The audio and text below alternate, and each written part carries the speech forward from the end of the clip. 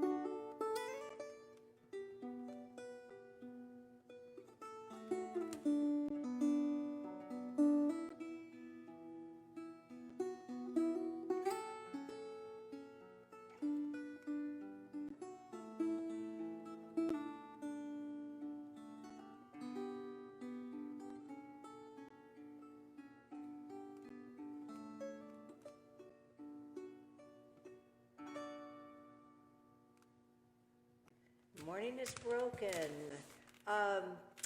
Gosh, the folk school is such an amazing place, and of course those of you that have been here know that. It's very magical. This is almost my 30th year of being here. I taught my first class in 1991, and I've been coming every year or several times a year since then. So it's been such a special, special part of my life over the last 30 years. And so I've had the opportunity to do many morning songs from this building, lots of dancing. I'm really looking forward to the folk school getting up and going again next year.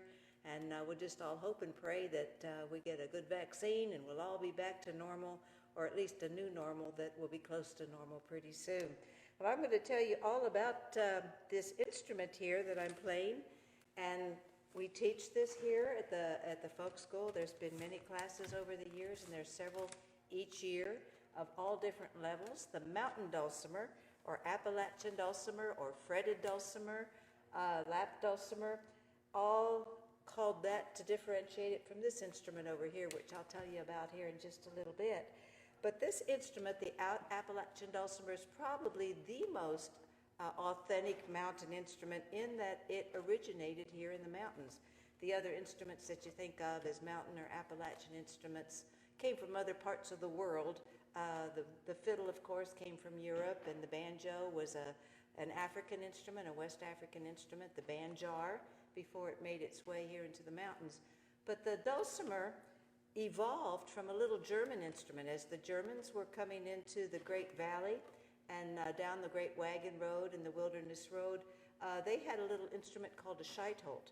And the Scots-Irish coming in after them and leapfrogging with them heard that little instrument, and it was predominantly the Scots-Irish that settled these mountains after the Cherokee. And the Scots-Irish heard that little scheitholt, and they liked the sound of it in their hands. It started to evolve in shape. The scheitholt was just a long, skinny instrument.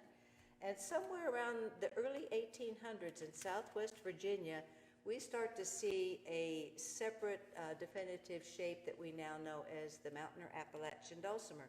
So this as an instrument has only been around since about 1803, although there are cousins all over the world to this instrument too. I'm going to play one now that is from Southwest Virginia.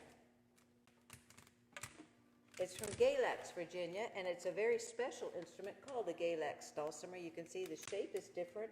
It's tuned differently, and it has a distinctive style of playing, which actually is the original style of playing the dulcimer with a little noter or wooden stick.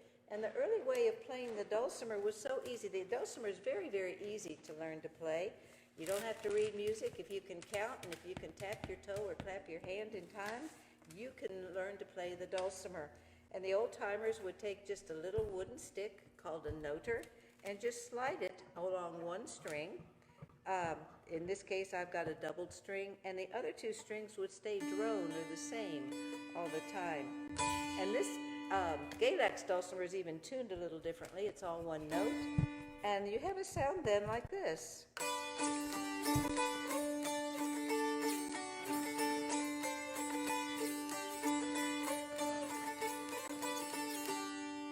And you've got an instant wonderful sound just sliding from fret to fret.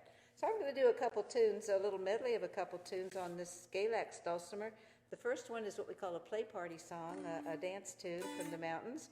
And the second one I think you'll recognize as Turkey in the Straw. And I'm going to be doing it in two different tunings because these strings are all tuned the same. You can kind of do lots of fun things with it. Pretty Betty Martin.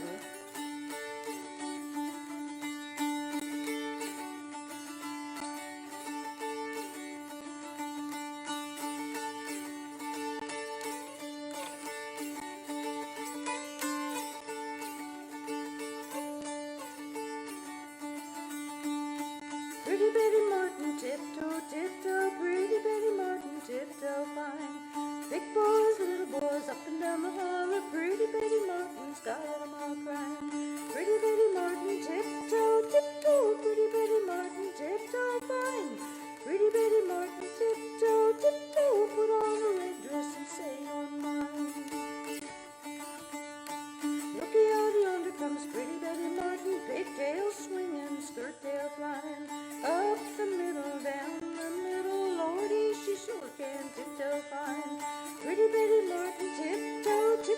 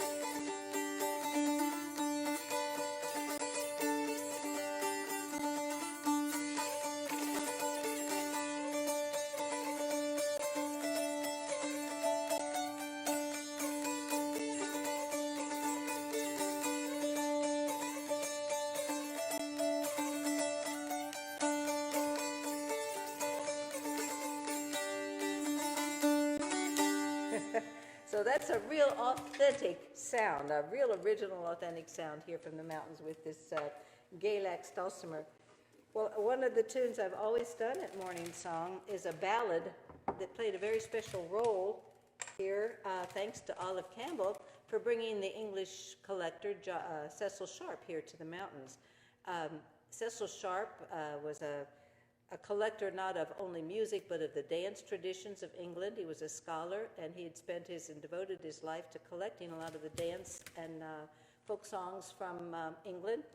And he got to wondering in the early 1900s what had happened to all that music after it came over here to this side of the ocean, half assuming it would have died out, as pretty much it had by then in Great Britain because of the Industrial Revolution. So he came over, and he spent his time when he first came up in the New England area. He had friends up there, and he started exploring, and he didn't find much in the way of the old ballads and folk songs that he knew had come over here at one time. So he assumed that his supposition was correct, that nobody did these were dead and gone. Olive Campbell heard about him, Cecil Sharp, and she knew the music was very alive and well here in the southern Appalachians, and she loved the old ballads and the songs, and she had done some collecting herself, and especially when she was in the Asheville area. And while she and John were still in the Asheville area in 1915, I think it was, or 16, somewhere around there, she decided to go up and approach Cecil Sharp and tell him about this wonderful music down here in the Appalachians.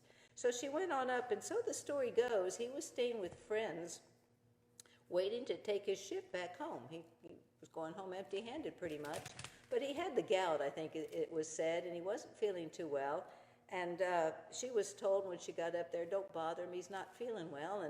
And again, as the story sometimes goes, she went in and sat down to where he was, I guess, in a chair in bed with his foot propped up, and started singing him the ballad of Barbary Allen. And he sat up, apparently instantly cured, and said, take me to where you find this music. And she did just that. She brought him down to the Asheville area and took him up to Hot Springs and Jane Gentry, and thus begun about a 3-year journey for Mr. Sharp throughout the southern Appalachians, here in North Carolina, Virginia, Kentucky, Tennessee, and a little bit of North Georgia. And the result of that, of Olive getting up there and bringing him down here, was English folk song in the southern Appalachians, a wonderful, very scholarly, complete collection of our music. So I'm going to do a condensed version of Barbary Allen, and this is a similar version to one that Olive sang, and also one that was sung up at Jane Gentry's boarding house up in Hot Springs.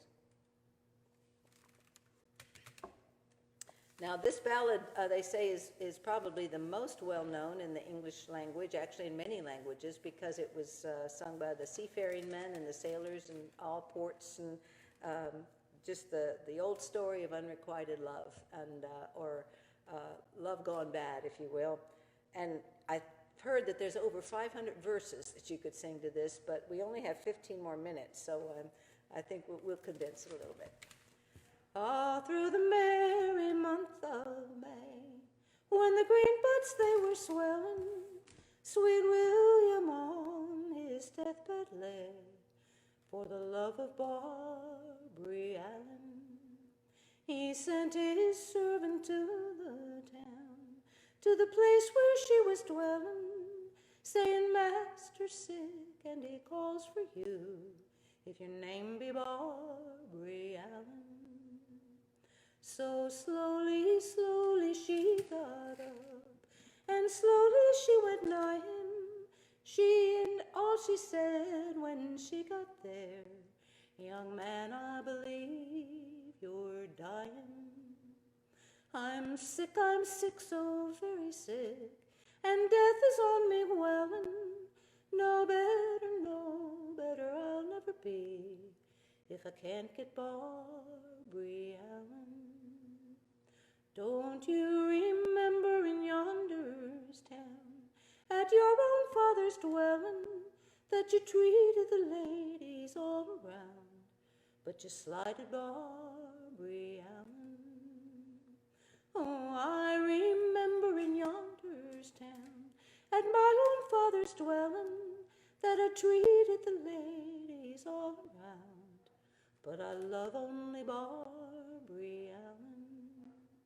So slowly, slowly she got up, and slowly she went from him. She had not gone a mile or more till she heard those death bells knelling. They rung so loud, they spoke so plain, hard-hearted Barbary Allen. She looked to the east and she looked to the west, till she saw that pale corpse coming. Oh, bring to me that lovely corpse, so I can gaze upon him. Sweet William died for love today, and I shall die of sorrow. Sweet William was buried near the old church tower. Barbary Allen was buried anigh him, and out of his bosom grew a red, red rose. Out of Barbary Allen's a briar. They grew and grew near the old church tower, till they could grow no higher. They locked and tied in a true lover's knot, red rose wrapped round the briar. A short version of Barbary Allen. Thank you. I can envision a room full of people sitting here for a morning song, so it's always wonderful to be here in the morning. It's good to be here any time of day or evening here at the folk schools. So those of you that may not have been here yet, look at that catalog and see what you might like to take. And as I said, if you have any interest in music, and even if you've never played an instrument, this mountain dulcimer, the Appalachian dulcimer, is the easiest one to start playing and sound good from the get-go. And you'd be amazed what you can do in a week here at the folk school. Well, I'm going to play another kind of dulcimer here now that was also taught here. In fact, for many years, I taught mainly the hammered dulcimer here, and I've been teaching the mountain for a long time as well. The hammered dulcimer is quite an ancient type of instrument. It did not originate here. In fact, it originated in ancient Persia several thousand years ago. And it's very similar to the psaltery that was played by the Israelites and mentioned throughout the Psalms especially. And it probably was one and the same instrument at one time, and this evolved into a struck instrument. The psaltery was plucked with the fingers. But they were similar, a hollow body with strings across like this. And it started to travel throughout the world with the Silk Road and the trade and the travel. And now we have cousins to this instrument all over the world. The Chinese yangqian, the Eastern European cymbalum, the German Hochbrech, and the Hochboard. It's mentioned in Belgium, where I had the wonderful opportunity to go teach last year. 2 years ago, teach the dulcimer, the Hochboard over there. And most musicologists call it the forerunner to keyboard instruments, hammers striking strings, so you can see that. But it made its way here into the mountains too, and it's great for fiddle tunes. So I'm going to play a couple tunes to close out for you.